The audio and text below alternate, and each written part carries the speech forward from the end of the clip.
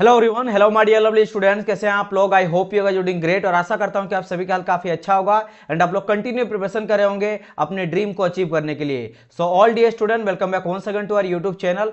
And आज के इस पर्टिकुलर वीडियो में हम लोग ये डिस्कस करेंगे दैट जूनियर इंजीनियर को एंड सीनियर सेक्शन इंजीनियर को आयु में छूट यानी कि एज में रिलैक्सेशन मिलेगा या फिर नहीं मिलेगा, राइट। तो चलिए डिस्कस करते हैं। और मैं क्यों क्वेश्चन लिया हूं, क्योंकि आप देख सकते हो कुछ दिनों से ये क्वेश्चन बहुत ज्यादा पूछा जा रहा और ये क्वेश्चन पूछना जो है बिल्कुल रिलेवेंट है। क्योंकि अगर एलपी में, क्योंकि इससे जस्ट पहले जो आप लोग का एलपी वैकेंसी आया है उसमें 3 साल का एज रिलैक्सेशन दिया गया कोविड की वजह से, राइट। तो क्या जेई में ये होना चाहिए या नहीं होना चाहिए, तो उसके बारे में हम लोग डिस्कस करेंगे कि मिल सकता है या नहीं मिल सकता है। पहले आप देख सकते हो कि दो मैं यहाँ पे क्वेश्चन लिया हूं on the basis of your comment.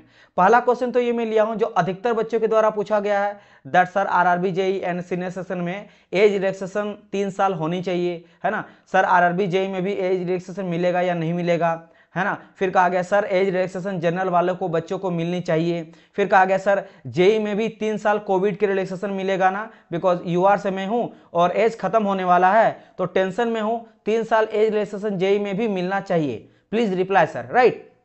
इसके अलावा ये बहुत सारा क्वेश्चन पूछा गया। आज भी देख सकते हो सर 3 इयर्स का रिलैक्सेशन होगा या नहीं होगा जेई में, है ना। सर एलपी जैसा भी आपका सीनियर सेक्शन इंजीनियर में जेई में एज रिलैक्सेशन मिलना चाहिए। सही बात है, बहुत सारे बच्चों का जो है कोविड की वजह से एज खत्म हो चुका है और वो एकदम लास्ट पड़ाव में है। मतलब उन लोग का अगर एज रिलैक्सेशन नहीं दिया जाए तो वो जो है फॉर्म को भर भी नहीं सकते हैं, चाहे मैं जेई का बात करता हूं या फिर मैं बात करता हूं सीनियर सेक्शन इंजीनियर का, राइट। तो इसी से रिलेटेड एक तो पहला क्वेश्चन ये हो गया। दूसरा क्वेश्चन में एक क्वेश्चन पूछा गया है स्टूडेंट के द्वारा, स्नेहा के द्वारा पूछा गया, सर जेई में एज 1 जनवरी तक काउंट होगा या फिर 1 जुलाई तक काउंट होगा, एनी आइडिया, ये पूछा गया, राइट। तो चलिए डिस्कस करते हैं। पहले मैं आपको ये दिखाता हूं, इससे पहले जो आप लोग का एलपी का वैकेंसी आया था उसमें अगर देखा जाए तो 29/1/2024 को ये जारी किया गया था चेयरपर्सन के द्वारा रेलवे रिक्रूटमेंट बोर्ड से। और इसमें क्या लिखा गया है, that to give relief to many candidate whose may have become over age and have missed the opportunity to appear in the recruitment in railway due to COVID pandemic. It has been decided to provide age relaxation for 3 years, ठीक है, 3 years over and above the prescribed upper age limit mentioned in the notification for the recruitment of post of assistant loco pilot published in the under, जो भी आपका दिया गया है, for one time measure। यानी कि देखो मेरा बात समझना, लोको पायलट में ये बोला गया कि भाई साहब अगर आपका कोविड के वजह से आप एग्जाम में नहीं बैठ सको रेलवे वगैरह में, तो इसलिए आप लोग को 3 ईयर जो है ना वो एक रिलैक्सेशन दिया जा रहा है, राइट। और ये कब से कब तक है, अगर मैं यूआर का बात कर लेता हूं तो यूआर को देख सकते हो कि आपका 2/7/1991, यानी कि आप देखोगे इससे अगर आप काउंट करते हो ना तो इधर 9 ईयर आ जाता है ना, तो 2000 और इधर आपका 24 हो गया, कुल मिला के 33 ईयर।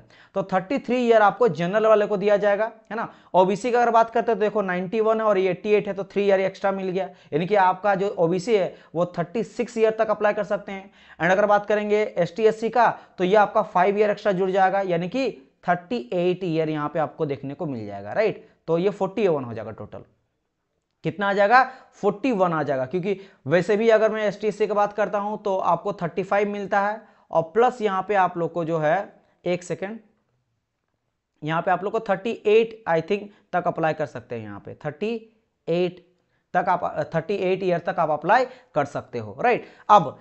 अब बात करते हैं कि सर एज जो लिमिट है उस डेट को, कौन सा डेट को लिया जाएगा। तो देखो ध्यान रखना है, जो एज लिमिट लिया जाएगा ना 18 से लेकर 33 फॉर यूआर कैटेगरी, है ना, यूआर कैटेगरी, जिसमें आप लोग को बाकी ओबीसी को 3 ईयर और एसटीसी को 5 ईयर मिलेगा, वो बात की बात है, ठीक है। तो देखो ये जो आप लोग का काउंट किया जाएगा जिस डेट से, वो आप लोग का रहने वाला है 1/7/2024। अच्छा, मैंने पहले ये नहीं बताया कि सर जेई को मिलेगा या नहीं, या फिर सीनियर सेक्शन इंजीनियर को मिलेगा कि नहीं।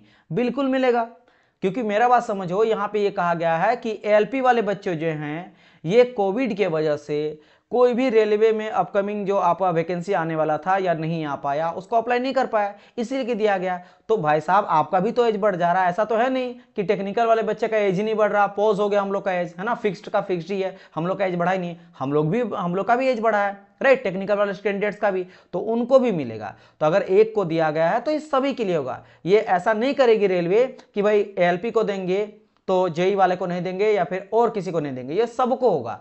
आने वाले जितने भी इस साल वैकेंसी आने वाला है, चाहे एएलपी का रहे, टेक्नीशियन का रहे, ग्रुप डी का रहे, एनटीपीसी का रहे या फिर टेक्निकल में जेई और एसएससी का रहे, सबको आप लोग को एज रिलैक्सेशन जो है सेम जो दिया गया है यही मिलेगा। और कब से मिलेगा ये भी ध्यान रखना, 1/7/2024 से आप लोग को काउंट किया जाएगा।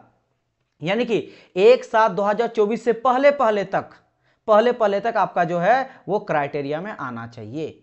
समझ गए मेरी बात की नहीं? तो इस चीज का ध्यान आप लोग को रखना है। और हाँ, ये कहा गया कि 1/7/2006 से ज्यादा ही होना चाहिए, यानी कि किसी का डेट ऑफ बर्थ अगर 2006 से के बाद है तो उसका तो काउंट ही नहीं होगा, क्योंकि मिनिमम 18 है और मैक्सिमम आपका 33 ईयर है। तो ये वाला बात ध्यान रखना। तो यहाँ पे ये चीज आप लोग 100% आप लोग एकदम कॉन्फिडेंट हो जाओ, इसको लेकर बिल्कुल टेंशन मुक्त हो जाओ कि एज रिलैक्सेशन मिलेगा या नहीं मिलेगा।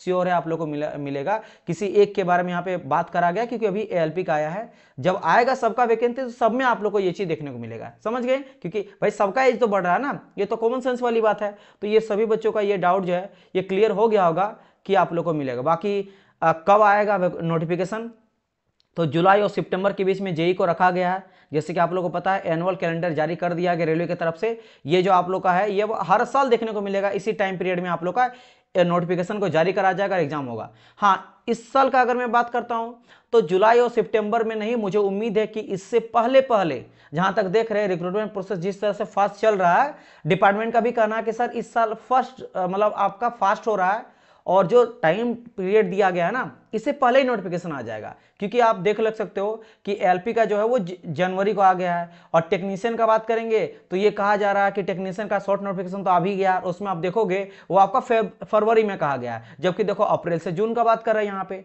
तो ये नेक्स्ट साइकिल के लिए कहा जा रहा है, नेक्स्ट साइकिल में, और उसके बाद हर साल आपको ये जो टाइम पीरियड है देखने को मिलेगा। लेकिन इस साल थोड़ा जल्दी हो जाएगा, इलेक्शन का भी दौर है, इलेक्शन का भी टाइम है, तो थोड़ा आप लोग को हो सकता है कि ये जुलाई सितंबर नहीं, आपको अप्रैल तक ही जेई का नोटिफिकेशन आप लोग को देखने को मिल जाएगा। तो इसलिए भी आप लोग रेडी रहना, इसके लिए भी रेडी रहना। ये नहीं कि आ गया सर इतना जल्दी कैसे आ गया, बोला गया था ये में, ठीक है। तो आप लोग प्रिपरेशन अपना करते रहो। और देखो अभी तक आपने जो भी फाइट करा है, जो भी लड़ा है, सड़क में उतरे है ना, बहुत सारा चीज आपने सेक्रीफाइस करा है। क्यों करा है?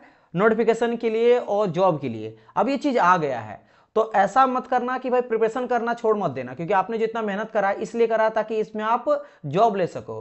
तो ऐसा ना हो कि आप मेहनत किए और मेहनत का कोई फल और उठा ले, जो बच्चा घर में रूम में पढ़ रहा है वो बच्चा निकाल ले। क्योंकि आप भाई इतना जो लड़ रहे हो आपको प्रिपेयर भी तो होना है। ऐसा नहीं कि लड़ने में ही आपका टाइम पूरा चल गया और जब नोटिफिकेशन आया तो जो बच्चे प्रिपरेशन कर रहे थे वो आपका सीट ले लिया और आप मेहनत करते रह गए, है ना। आपने मेहनत करा, फल कोई और ले लिया। तो मेहनत भी आप लोगों को करते रहना है, लड़ाई तो हमेशा लड़ना है। ऐसा नहीं हो सकता कि ये अभी नोटिफिकेशन आ जाए फिर एग्जाम में डिले हो जाए, एग्जाम के बाद हो सकता है उसमें कुछ लीक वगैरह हो, पता नहीं कुछ भी हो सकता है। वैसे तो इससे पहले वाले में नहीं हुआ कुछ, तो उम्मीद करता हूं ऐसा कुछ भी नहीं होगा, लेकिन हो सकता है डिले आपका रिजल्ट आने में हो जाए, फिर हम लोग को आवाज उठाना पड़ेगा। क्योंकि आपको पता है कई बार ऐसा देखा जाता है कि जब तक आप आवाज नहीं उठाते हो तो रिजल्ट नहीं जारी करता है ना, या ज्वाइनिंग लेटर नहीं देता है, एग्जाम नहीं लेती है। तो जहां जहां जरूरत पड़ेगा वो करते रहना, लेकिन साथ साथ में आपको पढ़ाई भी करते रहना है।